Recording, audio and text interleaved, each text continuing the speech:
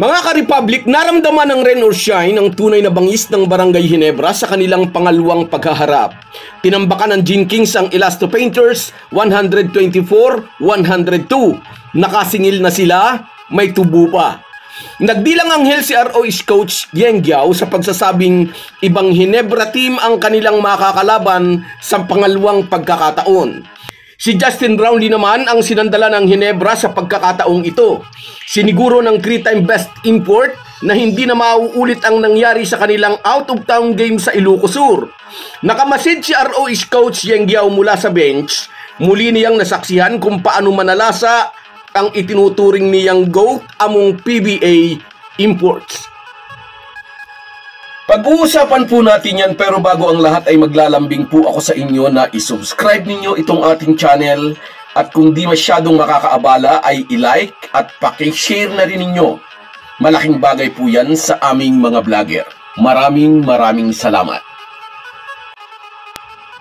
Mga ka-Republic, inagaw na ng Barangay Ginebra ang number 1 position sa Group B team standings matapos nilang tambakan ang rain or shine sa kanilang laro kagabi, 124-102.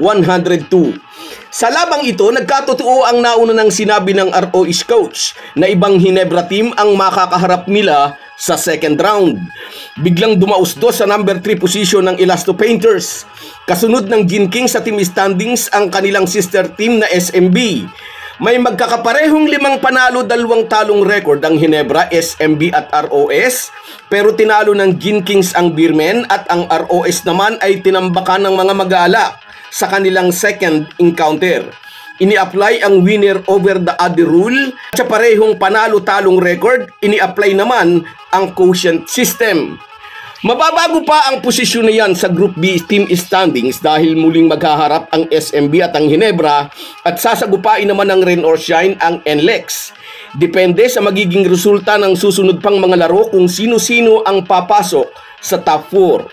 Bago ang laban kagabi, nauna nang sinabi ng ROH coach na sa kabila ng pangunguna nila sa team standings ay hindi pa rin siya kumbinsido na title contender na ang Elasto Painters. Pero kung makakadalawang sunod daw sila sa Ginebra, baka maniwala na siya.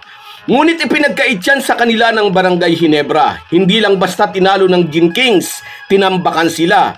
Very convincing ang panalo ng mga mag-aalak at ika nga'y nilagyan ito ng malaking pagdududa ang tumataas na kumpiyansa ng mga batang player ng pintura. Unang minuto pa lang ng first quarter ay maagang nagpahiwatig si Justin Brownlee sa bagyong dadalhin niya laban sa kupunan ni Coach Yengyao. Isang 3-pointer ang buwenamanong puntos ng 3-time best import. High-scoring ball game ang laban kung saan ay lumamang pa ang Ginebra ng 15 points, ngunit muli at muling nakakahabol ang ROS at kinuha pa nga ng mga ito ang kalamangan sa pagpasok ng third quarter sa pamamagitan ng 8-0 run. Kaya maagang napatawag ng timeout si Coach Tim Cone. Muling nakuha ng Ginebra ang trangko sa likod ng pagtutulungan ni na RJ Abarrientos, Maverick Ahanmisi at Scotty Thompson. Ngunit nakakasagot pa rin ang rain or shine. Sa likod naman ang magandang nilalaro ni na Junard Clarito, Santi Santillan at Felix Limeti. Wala ring makapigil kay ROH import na si Aaron Fuller sa ilalim hanggang ilagay ni team coach si Justin Brownlee para gwardiyahan ito at naramdaman iyon ni Fuller.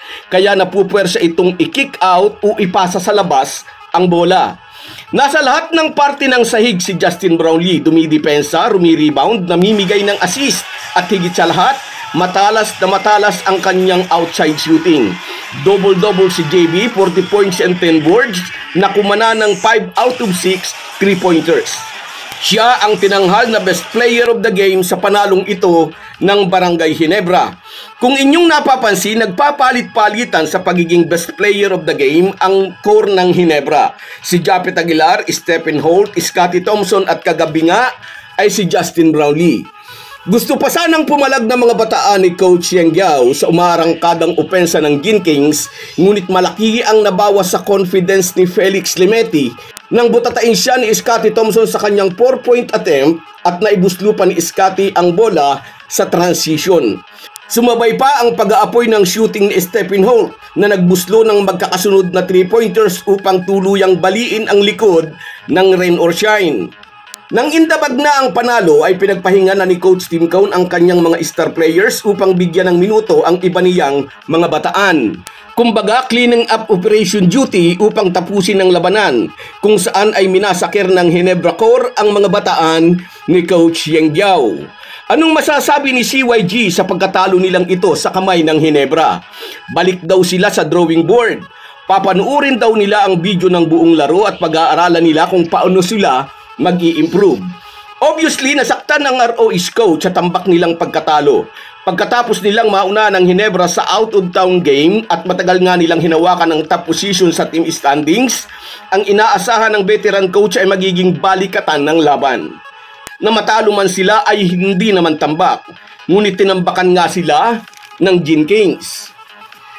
Kaya sa post-game interview ay nasabi ng ROE's coach, tanggap daw nila ang pagkatalo nila sa SMB dun sa jump shot ni Junmar Fajardo. Manipis na pagkatalo raw iyon, pero malaki raw yung itinambak sa kanila ngayon ng Ginebra.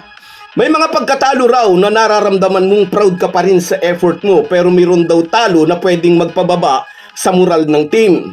Pero safe pa rin daw naman ang posisyon nila sa team standings.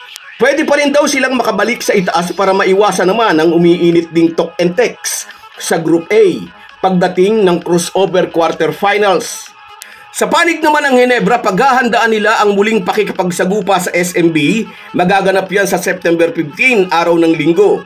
Di tulad sa Blackwater at Rain or Shine na parihong siningil ng Ginebra, sa linggo ay ang SMB naman ang gusto silang pagbayarin. Tinalo nila ang Birmen sa first round at syempre pang gusto ring makabawi ng mga bataan ni George Gallant. Ang tanong, hahayaan ba ng Ginebra na putulin ng Birmen ang kanilang winning streak? Anyway, nagkatotoo ang ating prediksyon. Dahil nanalo ang Barangay Ginebra ay nagtago ang mga talangkang buzzers. Tahimik na tahimik sila. Napuyat siguro sa kaiiyak ang mga tinamaan ng magaling.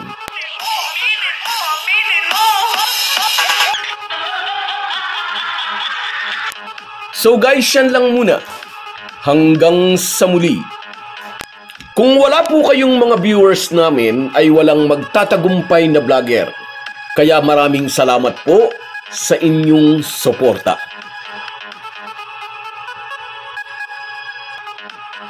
Kahit gaano po tayo kabisi, ay huwag po nating kalimutan ang ating buhay espiritual. Lagi po tayong magpasalamat sa bawat araw na dagdag sa ating buhay. Malaki po ang maitutulong ng pananalangin araw-araw. Isang paalala po mula sa inyong Halo Halo Sports Republic.